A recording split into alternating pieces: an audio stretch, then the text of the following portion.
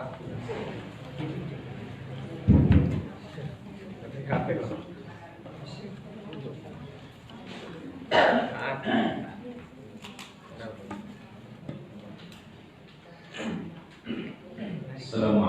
warahmatullahi wabarakatuh. Innal hamdalillah nahmaduhu wa nasta'inuhu wa nastaghfiruh wa na'udzu billahi min shururi anfusina wa min sayyiati a'malina. May yahdihillahu fala mudilla lahu wa may yudlil fala hadiya lahu. Asyhadu an la ilaha illallah wahdahu la syarika lahu wa asyhadu anna Muhammadan 'abduhu wa rasuluh. Ya ayyuhalladzina amanu taqullaha haqqa tuqatih wa la tamutunna illa wa antum muslimun. Ya ayyuhan nasu taqu rabbakum alladzi khalaqakum min nafsin wahidah wa khalaqa minha zawjaha wa batha minhuma rijalan katsiran wa nisaa'a wattaqullaha alladzi tasaaluna bihi wal arham innallaha kana 'alaikum raqiba. Ya ayyuhalladzina amanu taqullaha wa qulu qawlan sadida yuslih lakum a'malakum wa yaghfir lakum dhunubakum wa may yuti'illaha wa rasulahu faqad faza fawzan 'azima. Amma ba'd. Para hadirin dan hadirat yang dimuliakan oleh Allah, melanjutkan kajian rutin kita kitab Al-Wajiz Fiqh Sunnati wal Kitabil Aziz, dan kita masih membahas tentang perawatan jenazah. Dan akhir yang kita sampaikan berkaitan dengan larangan-larangan ketika mengantarkan jenazah. Di antaranya adalah tidak boleh mengeraskan suara, baik itu ucapan-ucapan yang bermakna ibadah atau yang lainnya, zikir atau bacaan Quran, tidak boleh dikeraskan.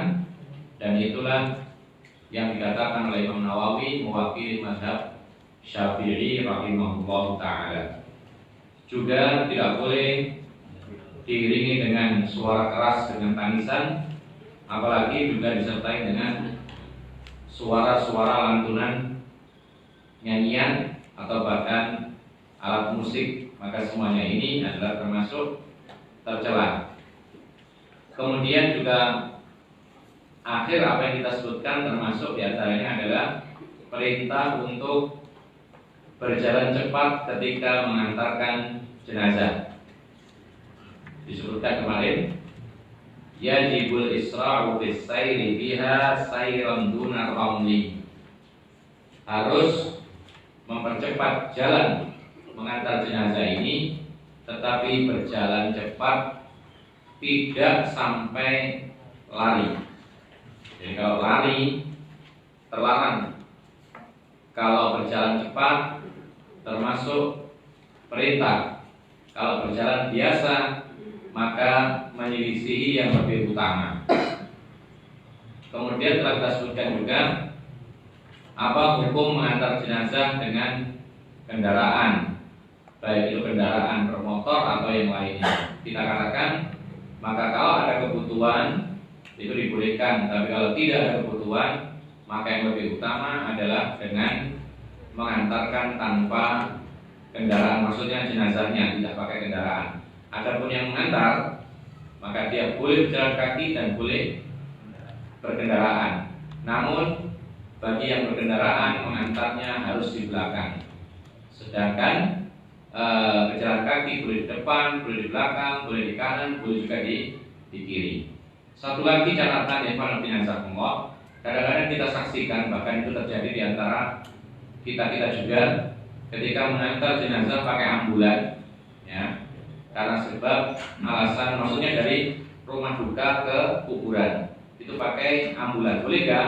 Masuk dalam pembahasan kalau memang ada hajat kebutuhan itu menjadi boleh, ya, boleh.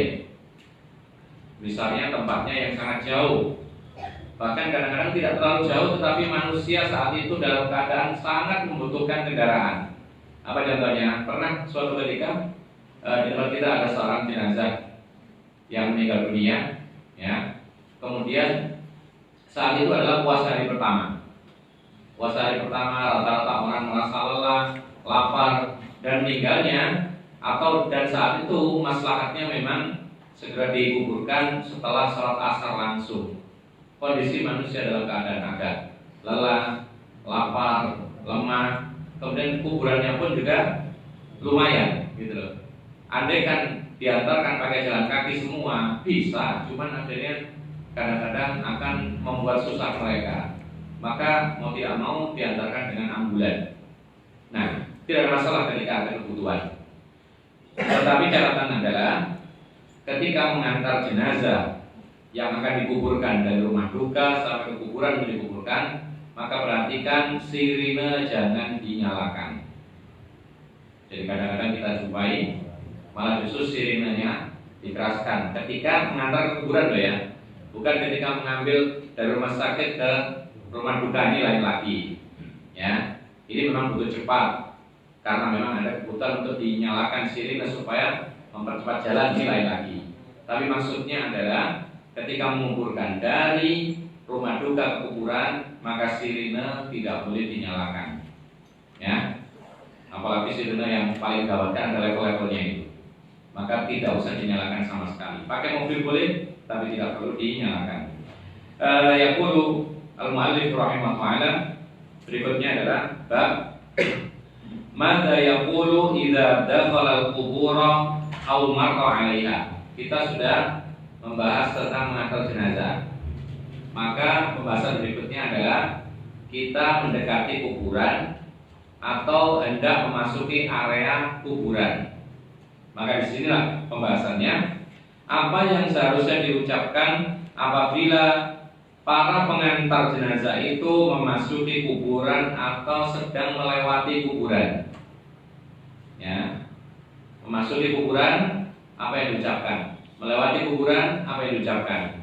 Maka keterangannya langsung diambilkan hadis an Aisyah radhiyallahu anha qalat, dari Aisyah semoga Allah ridhoinya, beliau mengatakan, qultu, aku bertanya kepada Rasulullah. Jadi Aisyah itu termasuk yang paling aktif bertanya dari kalangan para istri Nabi. Dan luar biasa, beliau memang orang yang sangat cerdas. Dengan usia yang sangat-sangat muda, kemudian belajar agama kepada Rasul langsung, bertanya, ternyata tidak lama Rasul meninggal dunia. Maka Aisyah menjadi perawi hadis yang terbanyak dari kalangan wanita. Aisyah, karena memang luar biasa orangnya. Dan disitulah hikmah Allah terbukti bahwa Nabi SAW menikah banyak itu bukan karena orang bilang karena nafsu. Ya, ternyata yang dinikahi dari gadis itu hanya seorang saja, Aisyah. Yang lainnya semua janda. Ya, semua janda. Tidak ada satupun gadis kecuali Aisyah. Kalau orang mengatakan Rasulullah doyan kawin karena hawa nafsu, suka perempuan dan lain sebagainya, ini betul-betul keliru dan ini menghina Rasulullah SAW. Semua wanita yang dikawini Rasulullah adalah perintah Allah. Bahkan Aisyah dikawini oleh Rasulullah SAW adalah perintah Allah Subhanahu Wa Taala.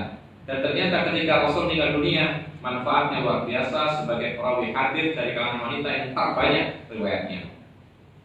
Andai kan Rasulullah hanya menuruti hawa nafsu, maka Rasul akan memilih kaum wanita yang muda-muda, yang bukan janda dan lain sebagainya. Tetapi Rasulullah menikahi mereka karena ada masalahnya.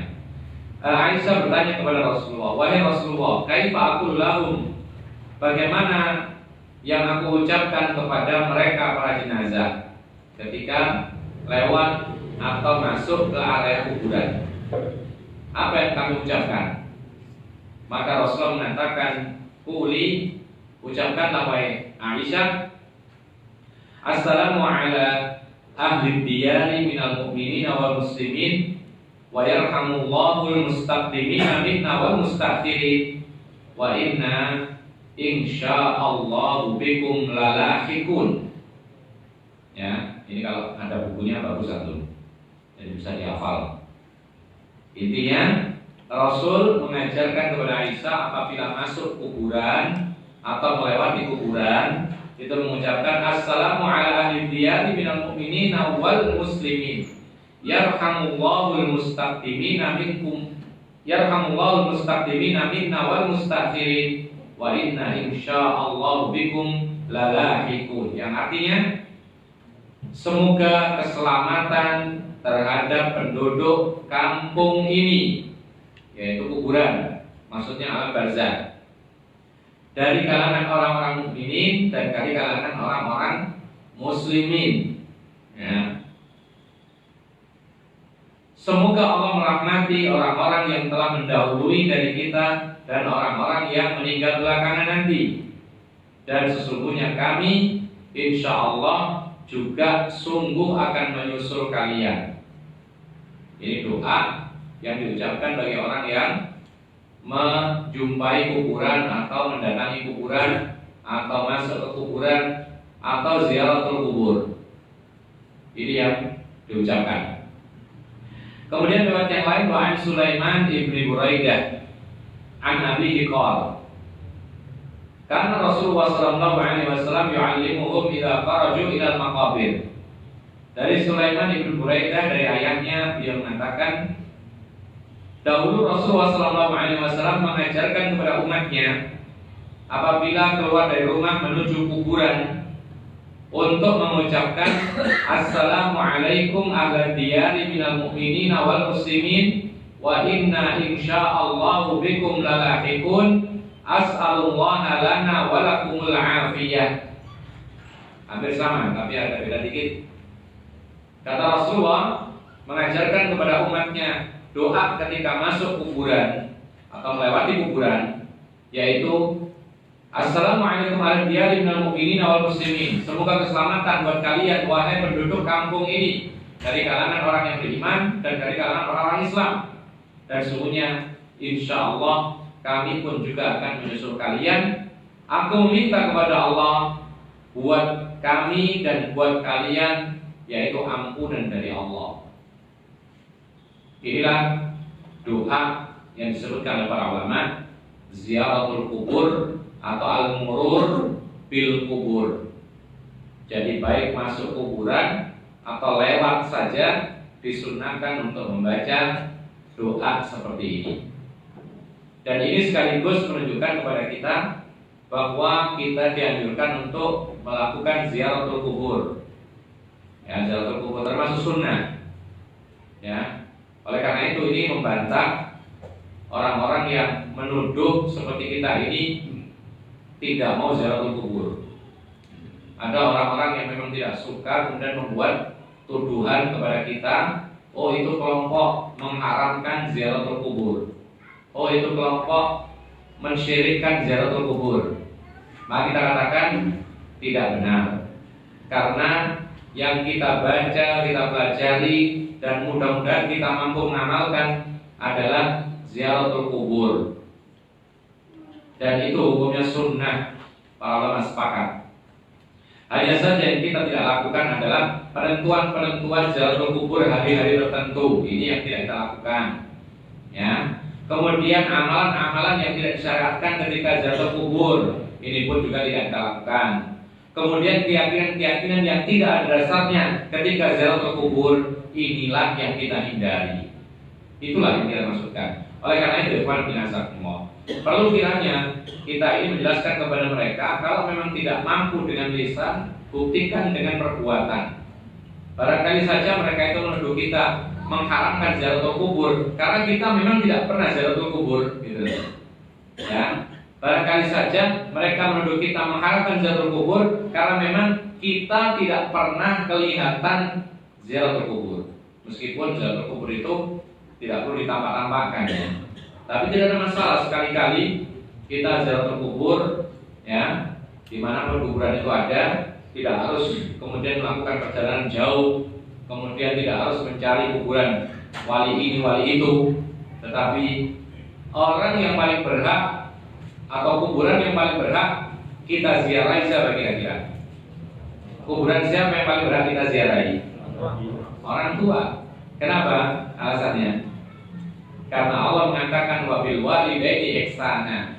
Setelah kita diwajibkan bertauhid kepada Allah, maka Allah mewajibkan kita berbakti, berbuat baik kepada orang tua. Berbuat baik kepada orang tua baik ketika hidup maupun sudah meninggal dunia. Ketika hidup jelas, ketika sudah mati mendoakan. Di antara bentuk mendoakan orang tua yang meninggal dunia, ziaratul kubur. Karena dalam ziaratul kubur itu ada doa untuk penghuni kubur. Oleh karena itu, ikhwan fillah, sekali lagi ini terdapat syariat ziaratul kubur, tetapi para ulama mengatakan ziaratul kubur itu perintahnya mutlak, tidak diikat dengan hari, tidak diikat dengan waktu, tidak diikat dengan jumlah. Ya, tidak benar kalau mengatakan kalau bisa seminggu sekali, tidak benar. Tidak benar pula mengatakan bahwa ziaratul kubur itu kalau bisa hari Kamis, tidak benar pula. Tidak benar pula orang mengatakan ziaratul kubur itu ketika mau puasa, ketika mau Ramadan harus ziaratul kubur, pamitan kepada orang tua yang sudah meninggal dunia. Tidak benar. Kemudian ketika habis sholat hari raya, ada keyakinan sebagian kita, ya, setelah hari raya Idul Fitri harus mampir kuburan orang tua. Ini ada keyakinan seperti ini. Nah, ada ya? Di sini ada. Kalau tidak, maka berarti tidak menghormati orang tuanya. Ya, kita bertanya sekarang, kalau dia mampir kepada orang tuanya di dalam kuburan atau di kuburan, apa yang dia lakukan? Jawabannya kita doakan. Katanya pamitan, katanya sungkem, katanya ini. Orang kan meninggal dunia, tidak ada seperti ini.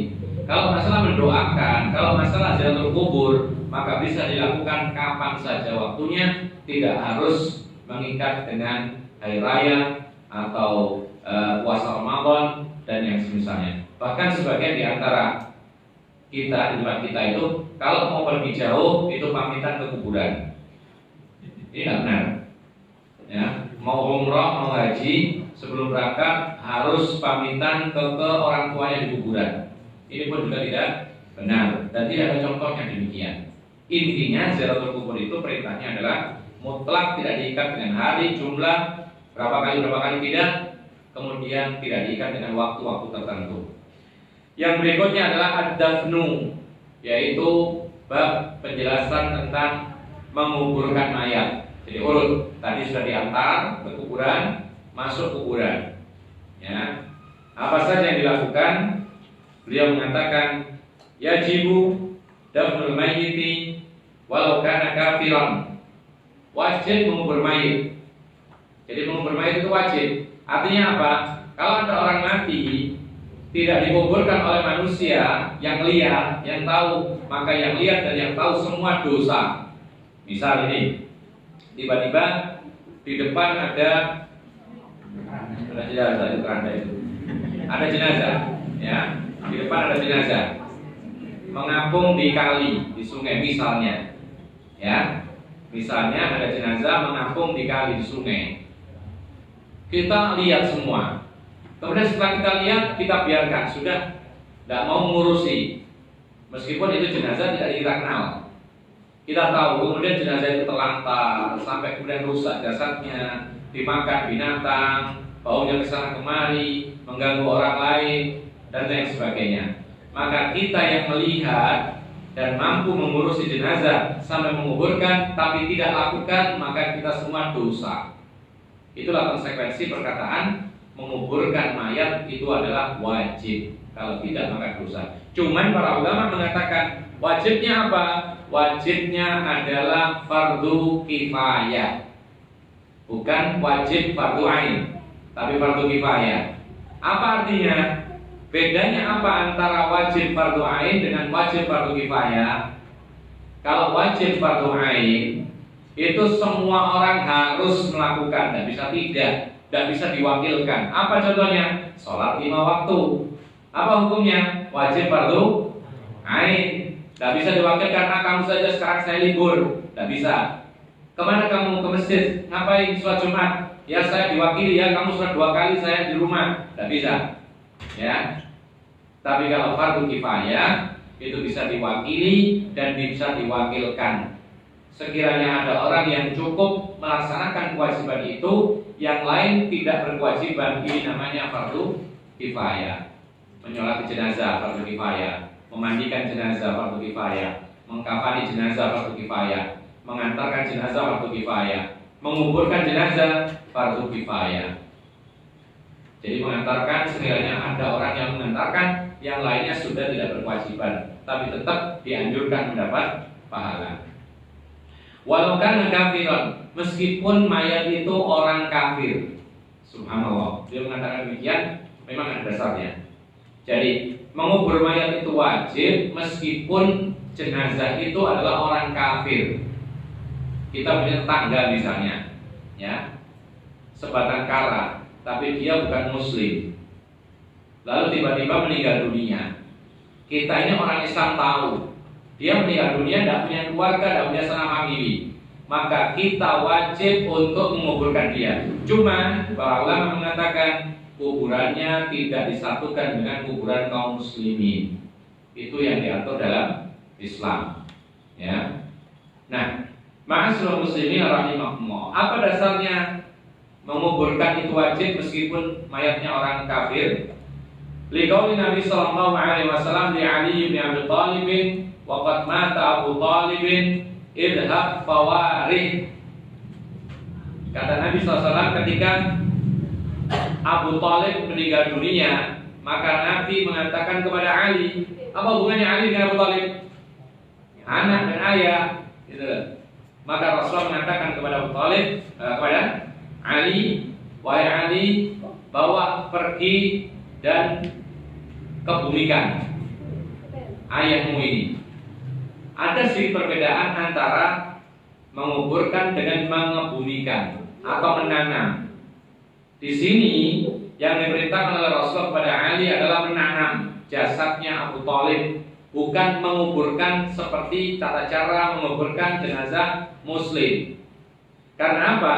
Karena di sini yang dimaksudkan menguburkan jenazah kafir, yang penting sekedar tidak kelihatan di muka manusia, kemudian tidak mengganggu jenazahnya, ya, kemudian tidak menimbulkan bau yang tidak sedap mengganggu orang. Yang penting ditanam, yang penting dikebumikan, itu intinya. Sehingga tidak harus dengan tata cara apa-apa, tidak harus dikafani, ya, tidak harus dimandikan. Apalagi disolatkan tidak boleh. Jenazah orang kafir tidak boleh disolatkan. Kemudian ketika mengubur tidak harus dikasih papan-papan, langsung ditimbun seperti menimbun, yaitu makhluk-makhluk Allah yang bukan manusia. Atau kalau ada pakai kambing gimana kalau menguburkan?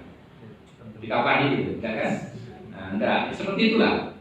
Karena tidak ada tata cara khusus bagi jenazah orang-orang yang bukan Islam. Tetapi para ulama mengatakan bahwa ketika ada jenazah itu non muslim atau kafir, ya, yang paling berhak mengurusi jenazahnya adalah keluarganya.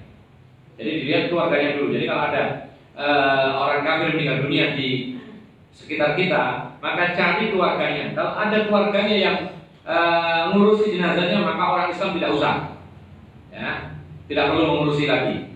Karena buktinya di sini adalah Ali, anaknya Abu Thalib. Ya, karena apa? Karena kerabat yang paling dekat Abu Thalib adalah Ali bin Abi Thalib. Sehingga dialah yang disuruh mengurusi jenazah ayahnya Abu Thalib.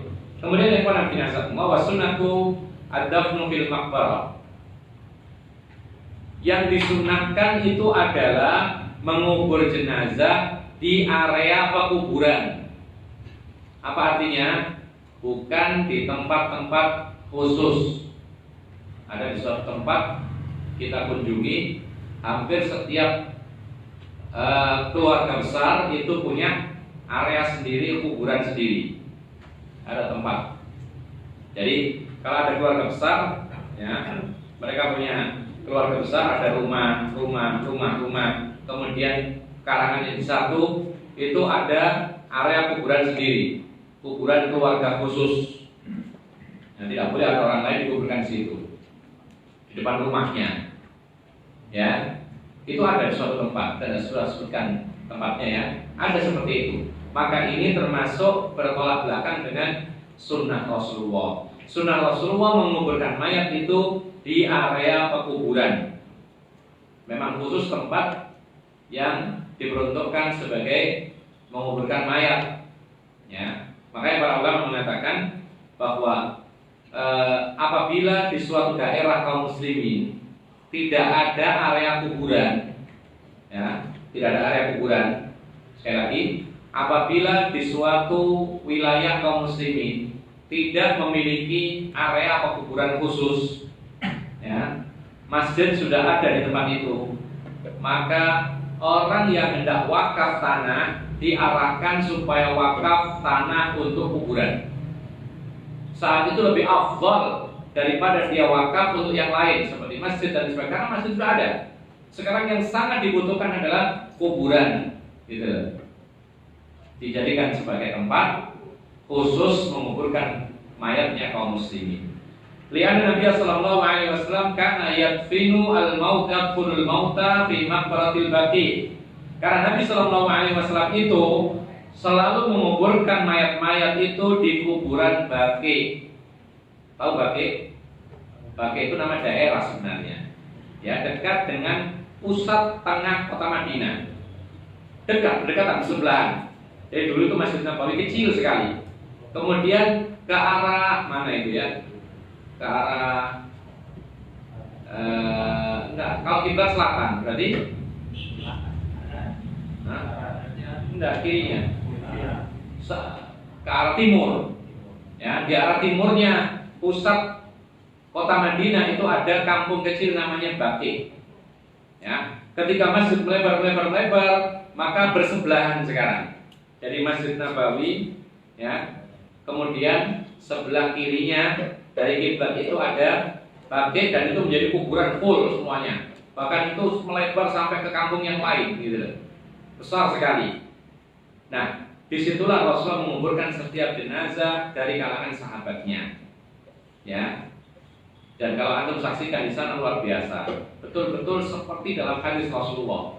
Bagaimana semua kuburan, baik orang terkenal atau tidak terkenal, sama semuanya, ya. Tidak ada macam-macam, tidak ada semen dibangun, tidak ada dicat, apalagi pagari atau dikelambu, apalagi dikasih lampu, masih tidak. Cuman jalannya memang ada, tapi untuk masing-masing semua rata. Kemudian tandanya hanya dikasih batu, ya.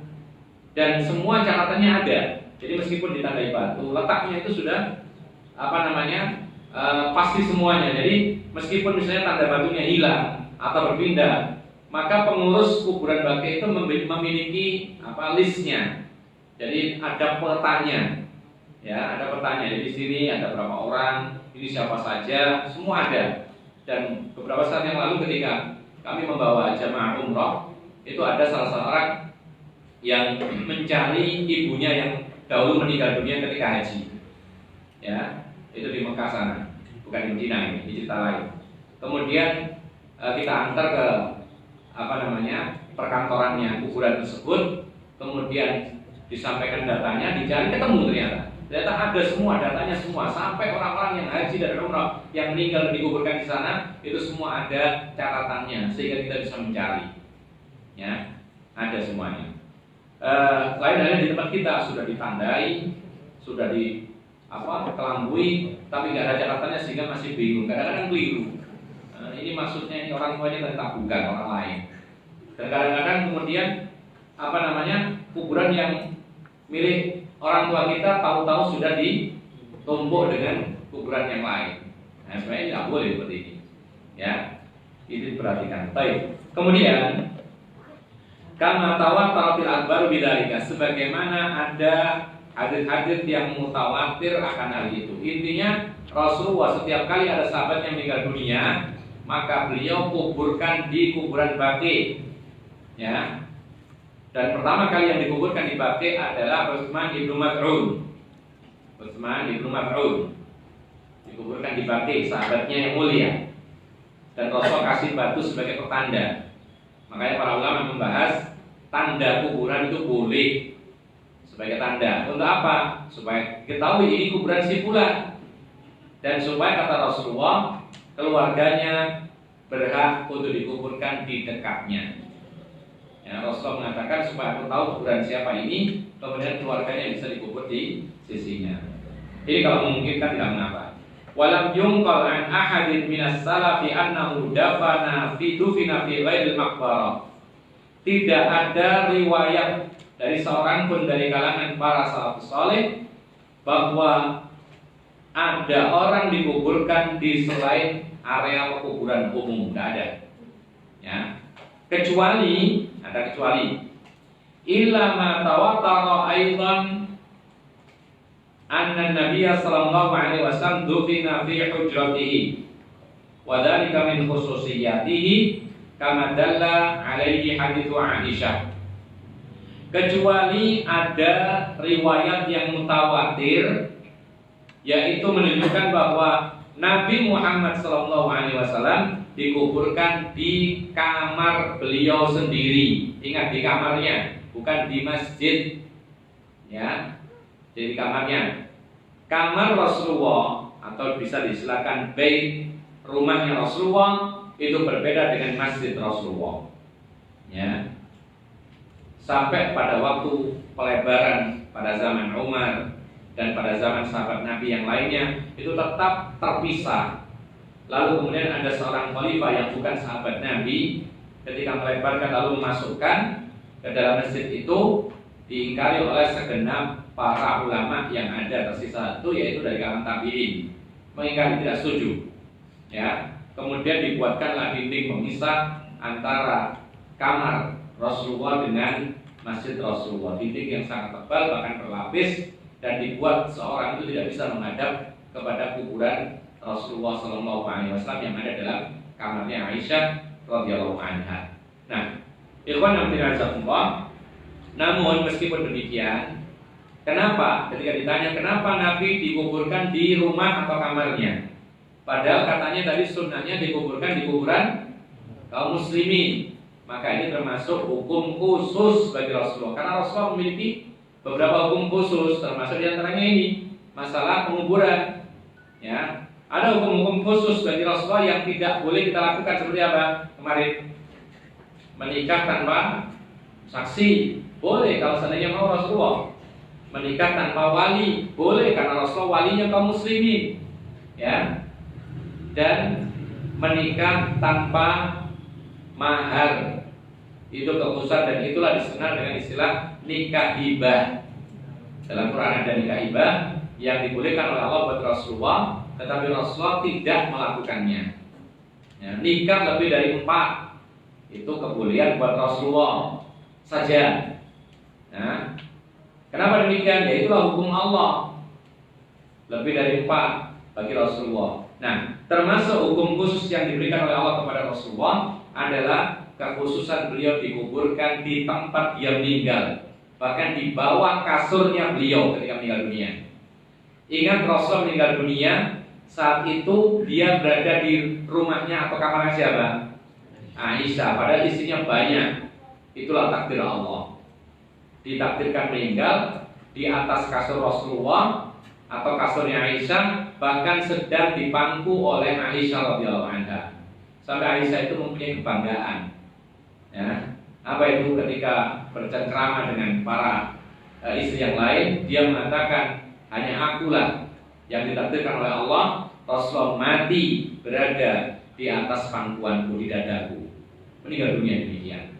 Nah, ma'asyiral muslimin rahimakumullah, sebagaimana ditunjukkan dalam hadits Aisyah radhiyallahu anha, qalat lamma qubida Rasulullah sallallahu alaihi wasallam ikhtalafu fi dafnihi.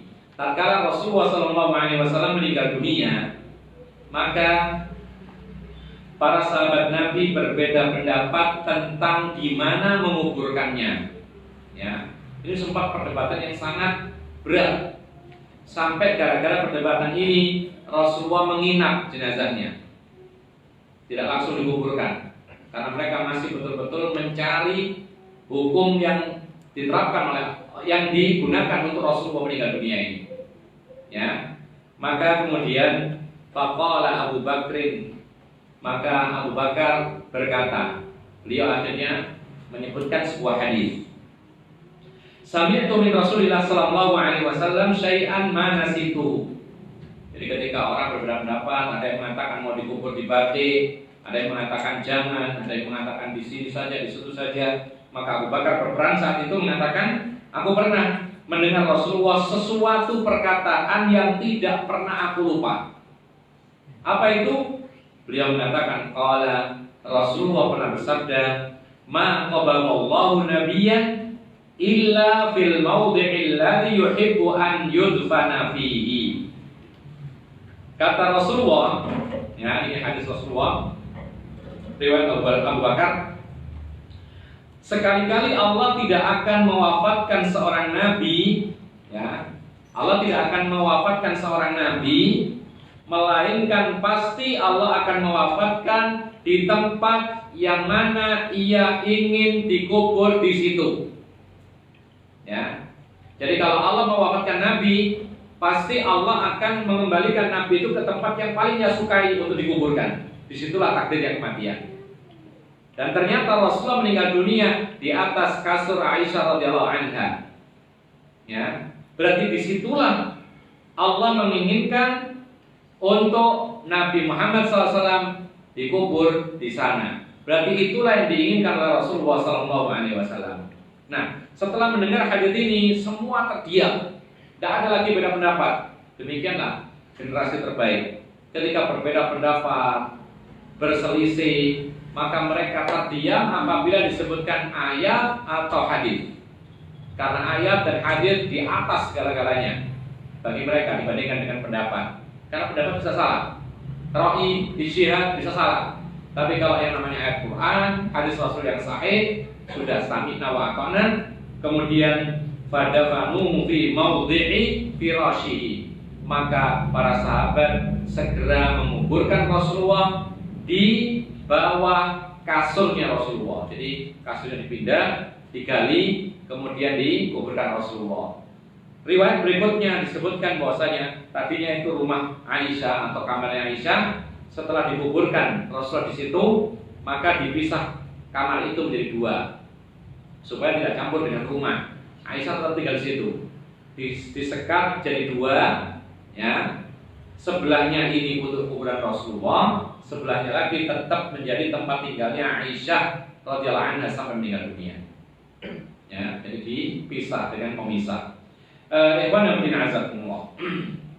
Ini menunjukkan bahwasanya ini hukum khusus bagi Rasulullah dikuburkan di tempat tertentu, yaitu bukan di kuburan umum. Wa yustahna min dzalika syuhada'u fil ma'rakah. Dan dikecualikan juga orang-orang yang mati syahid karena berperang. Ini pengecualian juga, mereka tidak dikuburkan di kuburan umum. Jadi orang yang mati syahid atau yang zahirnya setelah lahiriah dia mati berperang di jalan Allah, maka tidak boleh dikuburkan di kuburan umum. Ya. Jadi keliru mereka-mereka yang mengklaim mati syahid. Yang mengklaim mati syahid ternyata mereka dikuburkan di kuburan umum, ini keliru malahan. Kalau mereka mati syahid, mestinya dikuburkan di tempat dia dicabut nyawanya oleh Allah. Nah sekarang masalahnya mereka tidak syahid ngebom itu. Ya, gimana menguburkan di tempat bom itu? Kan tidak mungkin. Nah ini menunjukkan bahwasanya tidak benar itu perkataan itu adalah syahid. Ya, dan orang tidak akan menerima dikatakan itu syahid. Cuma segelintir orang saja yang terlalu bersemangat mengatakan demikian. Orang-orang yang mati syahid di medan perang, peperangan dengan kaum kafir, fa innahum yudfanuna fi mawatin istishhadihim. Maka mereka yang mati syahid di medan perang itu dikuburkan di tempat-tempat meninggalnya mereka ketika syahid. Wala yunqaluna ilal maqabir, dan tidak perlu dipindah, diangkut dari tempat perang itu ke kuburan umum.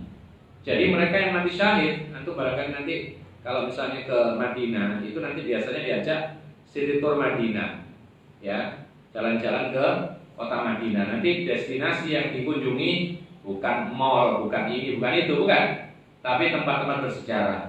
Di antaranya adalah Uhud, ya. Uhud itu ada gunung yang besar di Madinah, ya. Kemudian ada gunung kecil namanya Jabal, Gunung Pemanah.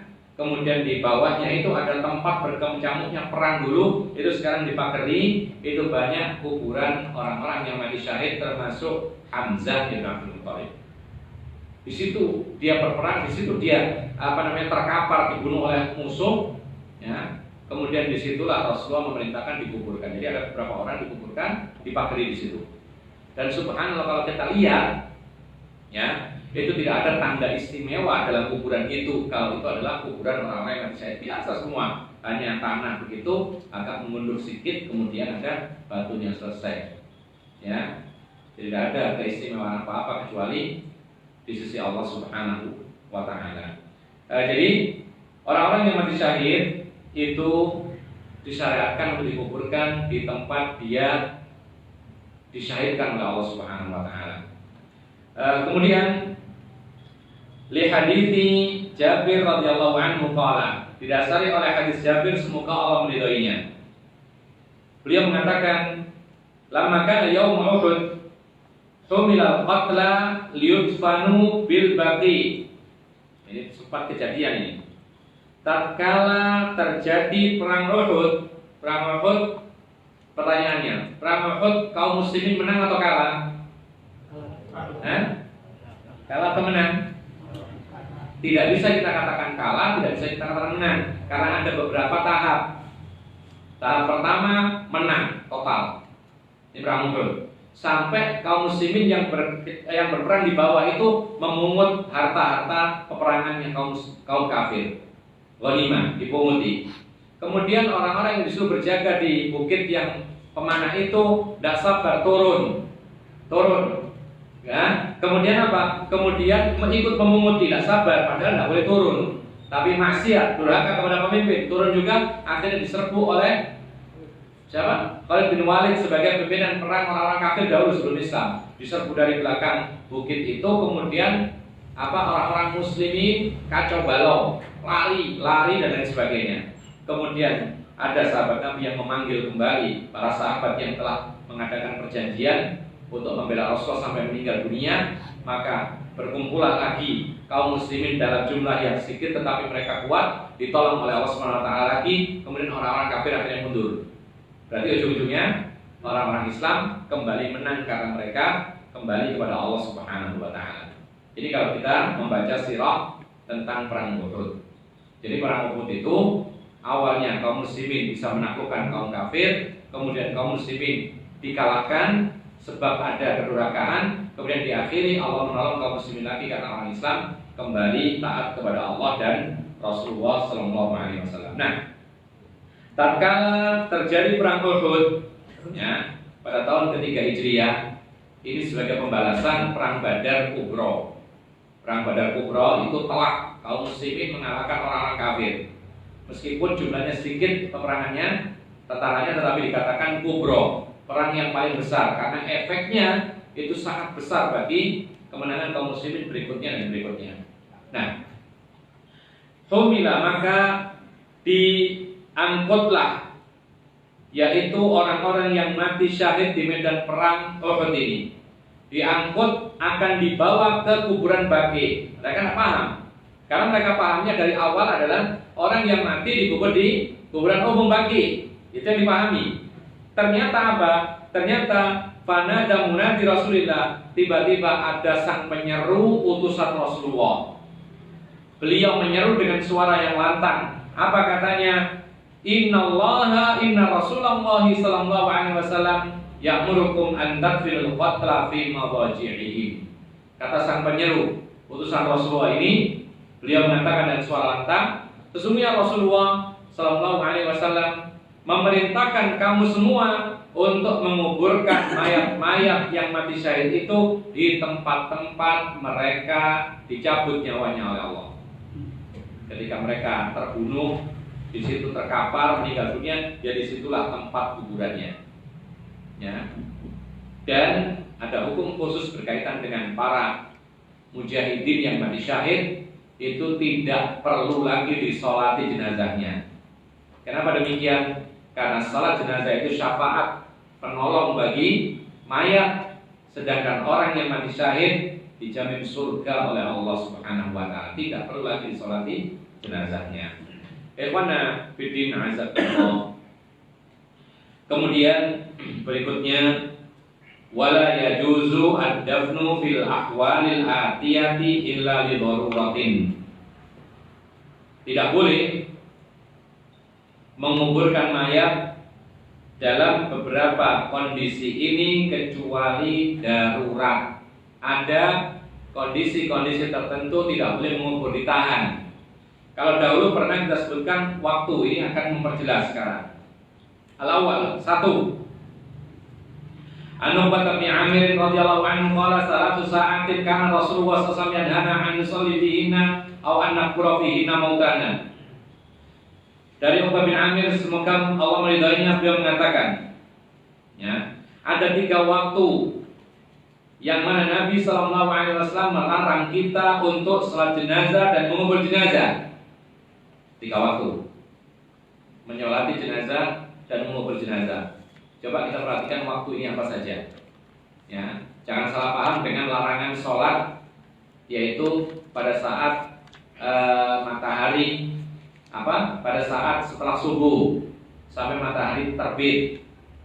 Ada sedikit kemiripan. Apa saja 3 waktu larangan sholat jenazah dan mengubur jenazah?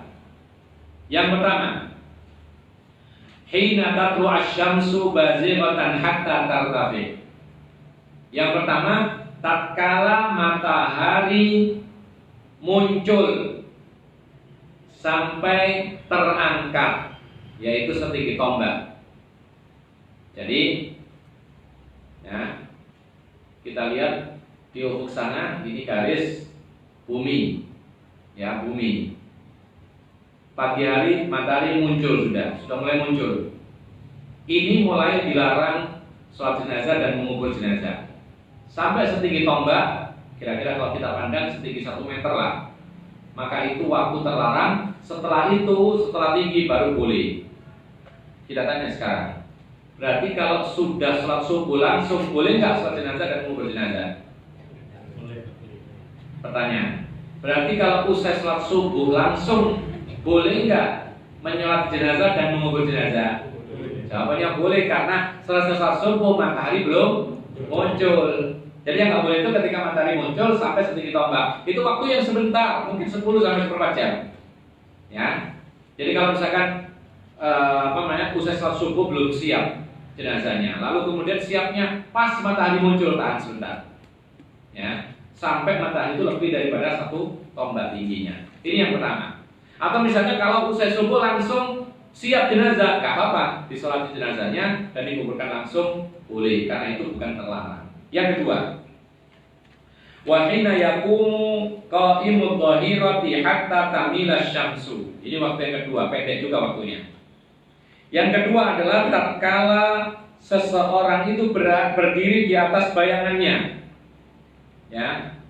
Tatkala seorang itu berdiri di atas bayangannya. Ini orang berdiri di atas bayangannya. Artinya bayangannya tidak menyimpang ke kiri atau ke kanan. Jadi artinya apa ini? Maksudnya adalah ketika matahari itu tepat berada di atas kepala kita. Itu dilarang sholat jenazah dan menguburkan jenazah.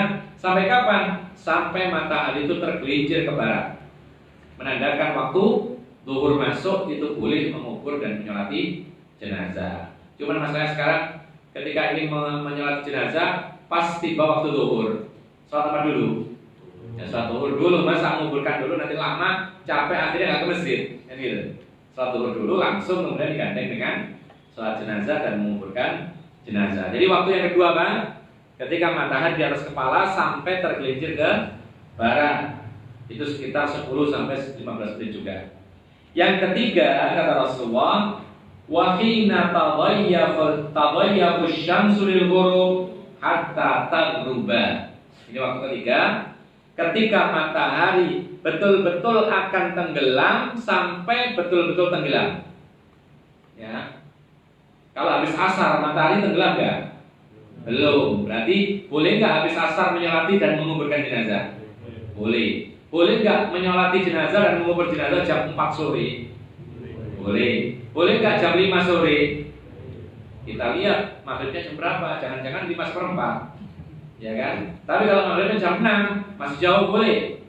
Tapi apabila kita lihat matahari, ya, ini garis bumi kita, ya, kalau kita lihat dari jauh ini garis matahari di sini sudah mau tenggelam sampai betul-betul tenggelam, maka ini waktu larangan yang ketiga, sholat dan mengubur jenazah. Berarti kalau habis maghrib boleh nggak menguburkan jenazah? Nah, malam boleh? Boleh, tapi nanti ada syarat. Ya. Jadi, ada dulu ya, kita jelaskan yang 3 waktu ini nanti, insya Allah. Wallahu a'lam. Silakan di kelas dulu waktunya dan ada dulu. Setelah itu nanti kita sambung sedikit atau tanya jawab. Silakan. Wallahu a'lam.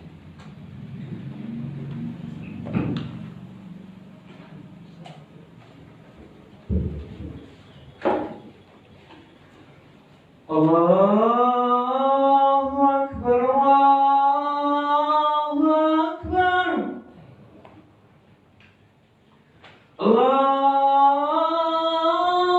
Akbar, Allahu Akbar. Asyhadu an la ilaha illallah.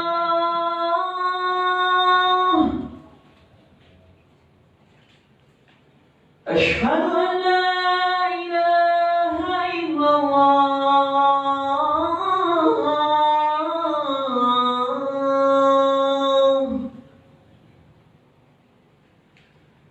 أشهد أن محمدا رسول الله.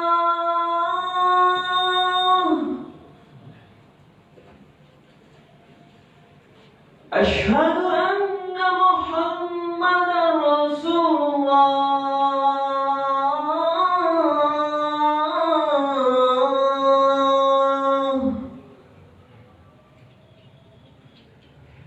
حي على الصلاة.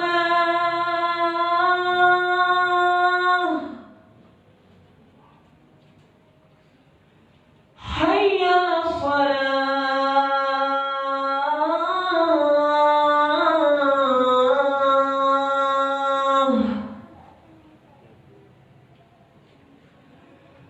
حي على الفلاح.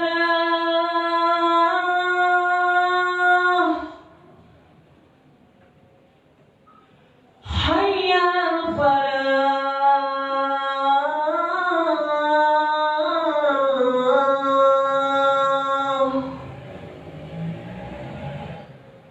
الله أكبر، الله أكبر. لا إله إلا الله.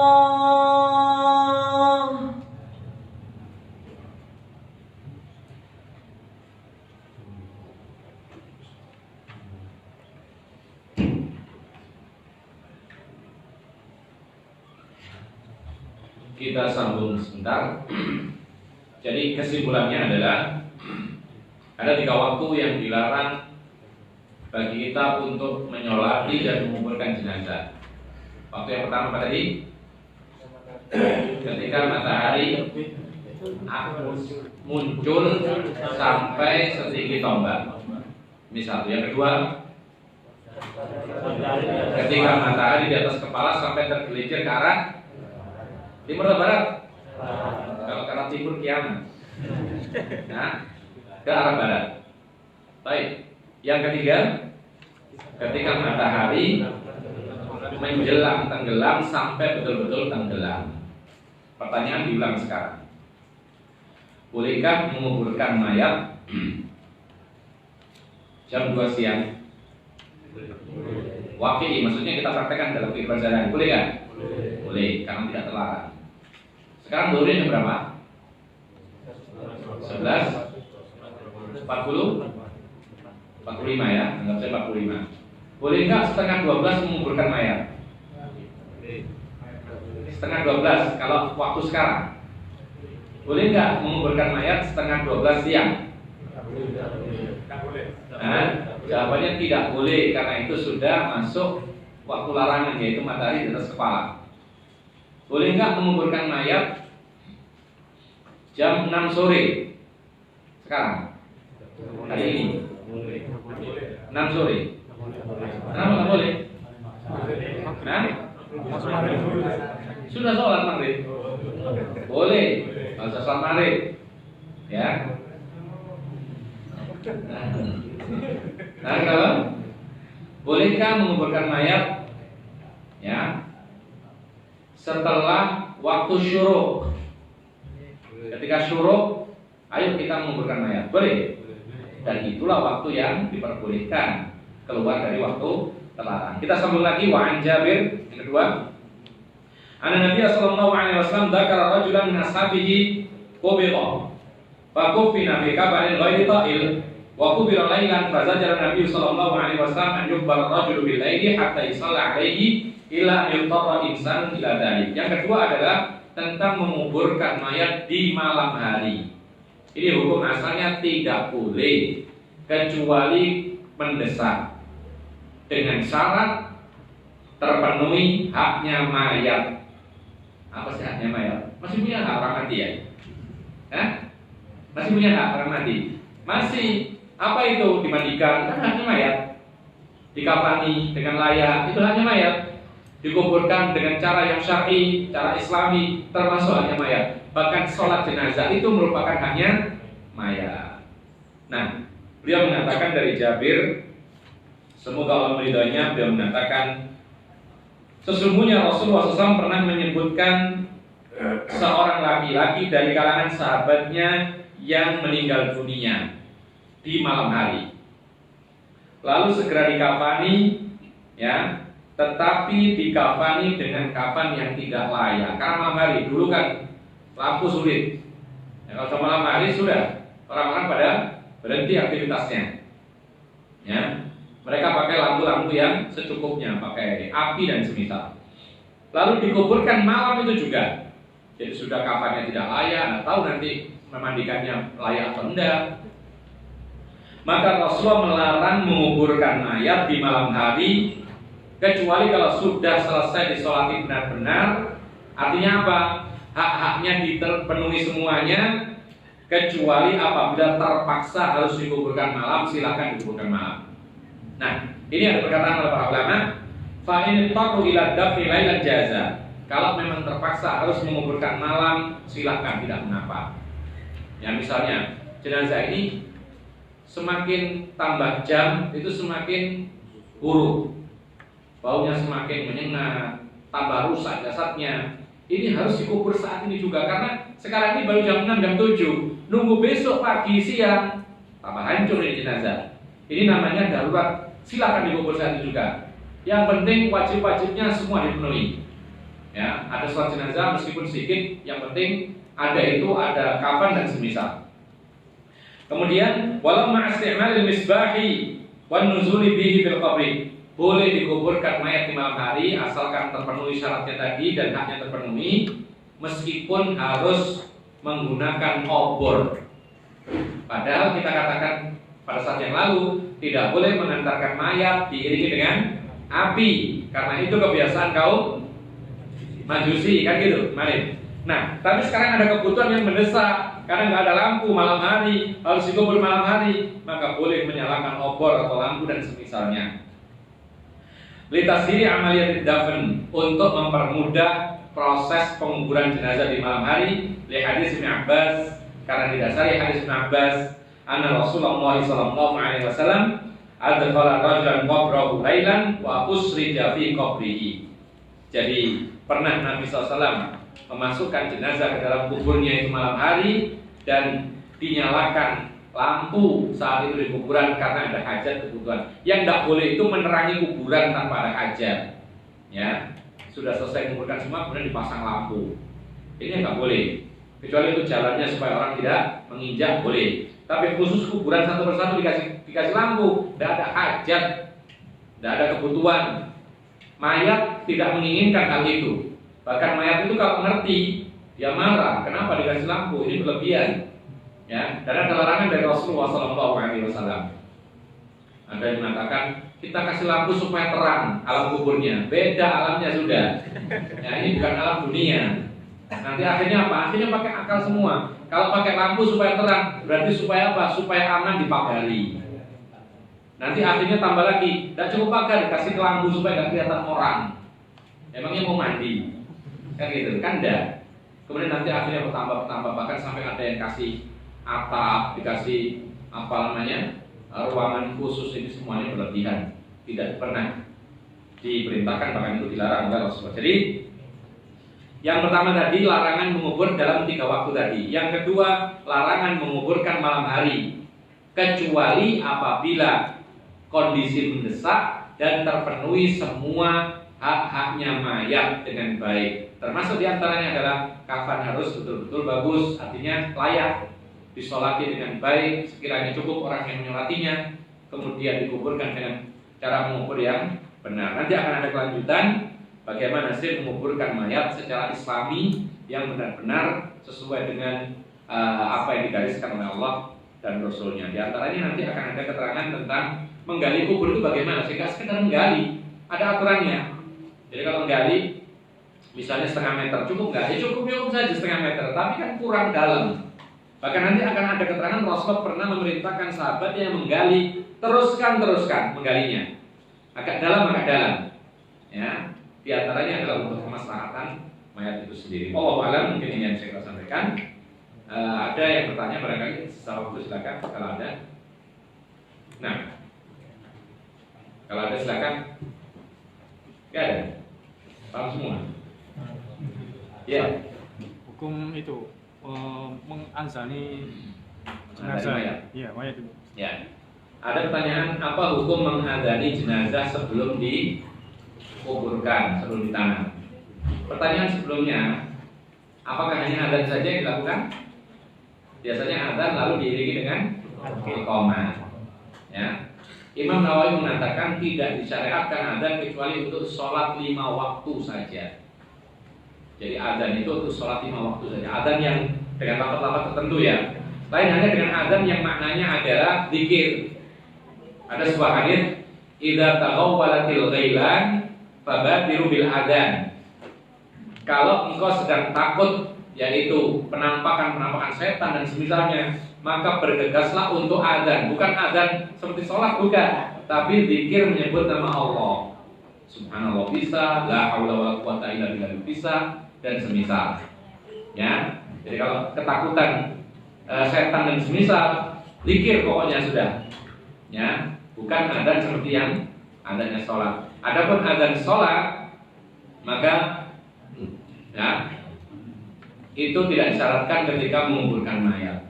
Ketika kita cek orang-orang yang adzan di kuburan, ternyata ada beberapa alasan dan beda-beda mereka ini. Yang pertama dan paling banyak, mereka mengatakan itu sudah kebiasaan. Ini dalilnya. Ini yang pertama.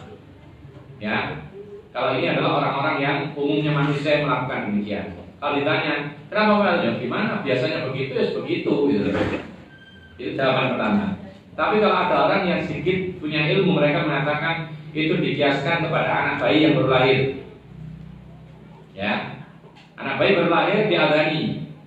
Berarti kalau mati atau baru mati diadani dan dikomati. Kita katakan bahwasanya kalau masalah bayi baru lahir memang ada hadisnya. Meskipun para ulama berbeda pendapat, mayoritas para ulama menyatakan hadisnya bisa dipakai. Sedangkan yang lainnya tetap beranggapan hadisnya itu lemah, sehingga tidak usah mengadani bayi. Dan ini masalah khilafiyah, tidak masalah. Yang mengatakan hadisnya sahih, silakan mengadani bayi yang baru lahir loh ya, bukan yang sudah 7 tahun, yang baru lahir.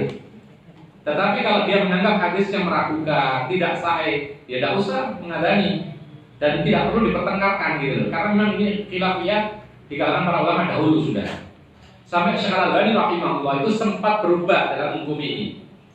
Pernah dahulu di awal-awal dahulu menghukumi sunnah, karena dia memandang hadis-hadisnya adalah bisa diterima. Ternyata di kemudian hari menjelang beliau wafat, beliau mengeluarkan fatwa bahwa hadis-hadis tentang mengadani bayi itu tidak sah dan tidak bisa menjadi kuat. Maka beliau mengatakan tidak disunahkan mengadani bayi yang baru lahir. Artinya apa?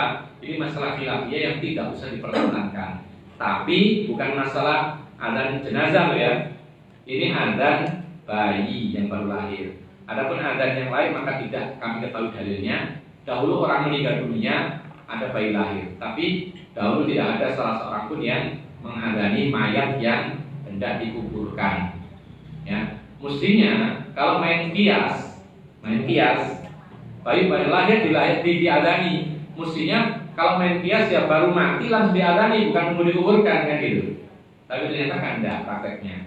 Jadi tidak perlu diadani apalagi kalau mati, ya, karena tidak ada dasar sama sekali. Dan kalau main kias seperti ini, akhirnya banyak sekali amalan-amalan yang dilakukan akibat main kias, padahal tidak ada nas. Akhirnya apa? Sekarang ada yang namanya adzan untuk safar, ya, mau berangkat haji safar. Dulu karena jarang orang umroh, tidak ada adzan umroh. Sekarang mau umroh adzan. Dulu nggak ada dulu. Zaman kita kecil tidak ada adzan untuk umroh, itu tidak ada. Sekarang ada, subhanallah. Ya, ini mirip dengan yang ada di Madinah. Ya, itu ada istilah ziarah wadah. Ini beberapa tahun kemarin saja adanya. Dulu nggak ada. Awal-awal kita 2005-an itu nggak ada istilah ziarah wadah itu. Ternyata alasannya apa? Dikiaskan kepada tawaf wadah. Jadi kalau berada di Mekah ingin meninggalkan Mekah, itu ada tawaf wadah, benar. Ya, itu untuk haji dalam masalah umroh ada perbedaan pendapat. Mereka mengatakan berarti kalau keluar dari kota Madinah maka ada ziarah wadah. Maksudnya apa? Ziarah wadah pamitan kepada Rasulullah. Nah ini ada saja. Padahal dulu nggak ada sama sekali. Dan kita cari saja di kitab para ulama nggak ada sama sekali. Karena itu baru-baru muncul. Wallahu a'lam. Dan begitulah. Yaitu perkara baru dalam agama terus berkembang. Kalau tidak kita yang menegaskan maka itu terus akan bertambah dan bertambah. Kemudian semakin hilang sunnah-sunnah Rasulullah Sallallahu Alaihi Wasallam. Assalamualaikum warahmatullahi wabarakatuh. Apakah dagu itu termasuk aurat wanita? Tolong penjelasannya. Iya, kan dagu kan di dalam, bukan muka. Jadi para ulama bersepakat bahwa seluruh tubuh wanita itu adalah aurat kecuali yang dipersisikan adalah wajah dan tangan. Maksudnya dari pergelangan ini. Ini persisian pendapat. Ini kembali juga masalah khilafiyah ijtihadiyah. Ya, mayoritas para ulama tidak menganggap aurat. Ya, sehingga mayoritas para ulama menganggap bahwa wanita muslimah bercadar itu tidak wajib tapi sunnah. Ini konsekuensinya. Kenapa ada sebuah hadis Rasulullah mengatakan wanita kalau sudah balik tidak halal untuk kelihatan daripadanya kecuali ini dan ini. Rasulullah mengisyaratkan dua, wajah dengan tangannya. Nah, maka ketika diterangkan bahwasanya wajah apabila kita tidak menganggap itu aurat, sebagian mengatakan tetap aurat. Ya. Seperti para ulama dari kalangan Saudi Arabia, Syekh bin Baz, Syekh Utsaimin, Syekh Shalih Fauzan dan lain sebagainya, itu menganggap wajah adalah aurat, harus ditutup, wajib ditutup. Tidak bisa tidak. Kemudian sekarang kalau kita menganggap wajah itu bukan aurat, kalau wajah aurat ya berarti tidak masuk pertanyaan ini, berarti itu harus tutup. Kalau kita katakan wajah itu bukan aurat, maka dagu tetap aurat karena dagu bukan wajah. Masuk dalam keumuman sabda Rasulullah, semua badannya wanita adalah aurat kecuali ini dan itu. Maka dagu termasuk semua badannya wanita, berarti termasuk aurat. Makanya termasuk kadang-kadang perempuan yang berhijab itu kurang lengkap. Kadang-kadang karena memang tujuannya lain atau pemahamannya terhadap hijab itu lain. Padahal dalam Islam itu hijab itu tujuannya adalah menutupi aurat dan menjaga pandangan laki-laki tidak mengarah kepada dia. Tapi sekarang wanita muslimah kadang-kadang hijab itu adalah dijadikan mode, sehingga ada pemilihan apa itu perempuan yang Miss hijab. Dan hijabnya macam-macam, ada yang pakai, ada sudah rapi itu, ada kukusannya di sini, kukusannya. Subhanallah. Macam-macam. Ada yang dimasukkan sehingga setelah dimasukkan ke dalam bajunya lalu dipasangi kalung. Nah ini apa ini? Padahal perhiasan itu tidak boleh ditampakkan kecuali untuk keluarganya atau mahramnya saja. Jangankan bentuk perhiasannya, suara perhiasan saja dilarang untuk menampakkan suaranya, apalagi perhiasan tersebut. Jadi ini salah paham tentang hijab. Jadi mereka mengatakan memahami hijab itu untuk model, bukan untuk menutup aurat dan menghalangi laki-laki untuk memandang dirinya. Makanya ada sebagian wanita keliru, salah paham. Ada yang mengatakan perempuan muslimah ketika dia di rumah lalu ada tamu laki-laki tidak berjilbab, tapi kalau keluar rumah berjilbab. Apa pahamnya? Pahamnya bahwasanya kalau keluar saja berhijab. Artinya apa? Ketika ketemu laki-laki meskipun bukan mahram, pokoknya di rumah tidak usah berjilbab. Ini ada seperti itu. Nah, ini keliru, padahal ini untuk menutupi pandangan laki-laki kepada dirinya. Wallahu a'lam. Jadi intinya aurat dagu itu termasuk aurat, baik yang mengatakan bahwa wajah itu aurat atau bukan aurat. Dan masalah wajah itu khilafiyah ya. Kita tidak boleh memaksa. Jangan sampai memaksa. Atau jangan mengatakan bahwasanya wanita yang bercadar berarti sudah sempurna Islamnya. Yang belum bercadar berarti masih kurang istiqomah. Enggak begitu. Kadang-kadang dia mungkin bisa jadi lebih istiqomah. Tapi kadang-kadang yang bercadar pun juga lebih istiqomah. Tapi intinya adalah ini khilafiyah isyadiyah di kalangan para ulama. Yang mewajibkan itu menghormati yang tidak mewajibkan, yang tidak mewajibkan itu tetap menghormati yang mewajibkan. Syekh Albani dengan Syekh bin Baz saling menghormati, padahal beda pendapat dalam masalah ini. Yang tidak benar itu adalah yang tidak berjilbab. Ya kan? Wallahu a'lam. Mungkin ini yang bisa kita sampaikan. Ada lagi yang lain? Ya. Jika seumpama ada mayat itu meninggal di waktu orang istirahat seperti jam 11 sampai jam 11 malam. Itu apa kita tahan sampai waktu syuruk atau? Ya. Ada pertanyaan, kalau ada orang meninggal jam 11 malam dan 12 malam waktu orang istirahat, sedangkan perintahnya untuk menyegerakan urusan jenazah sampai selesai menguburkan. Nah sekarang boleh nggak kita tunda sampai besok? Jawabannya boleh kalau tidak membahayakan sang jenazah. Ya. Kenapa demikian? Karena kita menunda ini untuk memberikan menyempurnakan haknya mayat. Andai kan jam 12 malam disolati jenazah, kira-kira ada nggak hadir? Tidak cukup 40 orang, ya kan? Karena Rasulullah memberikan keistimewaan kalau ada mayat disolati laki-laki 40 orang semuanya ahli tauhid, maka dapat syafaat mayat itu. Nah kita sekarang mengumpulkan sudah kurang dari 40, masih ada yang percaya gaib, nah, repot gitu. Ya, kalau bisa di atas 40 kalau bisa gitu, untuk memenuhi haknya mayat menjadi syafaat mereka. Barangkali aja ada di antara mereka yang masih menyebutkan Allah, maka dilebihkan kalau bisa. Jadi boleh ditunda dengan syarat tidak membahayakan sang mayat, dan ini karena untuk memenuhi haknya mayat. Ya, boleh ditunda. Kapan ditundanya? Jadi sekiranya bisa nggak kumpul setelah waktu terlarang, misalnya syuruk sudah bisa kumpul, diumumkan dan disolati segera dikuburkan. Wallahu a'lam. Dan ini yang bisa kita sampaikan. Mudah-mudahan bermanfaat. Wa akhiru da'wana alhamdulillahi rabbil alamin. Wassallallahu ala nabiyyina Muhammadin wa ala alihi wa sahbihi ajma'in.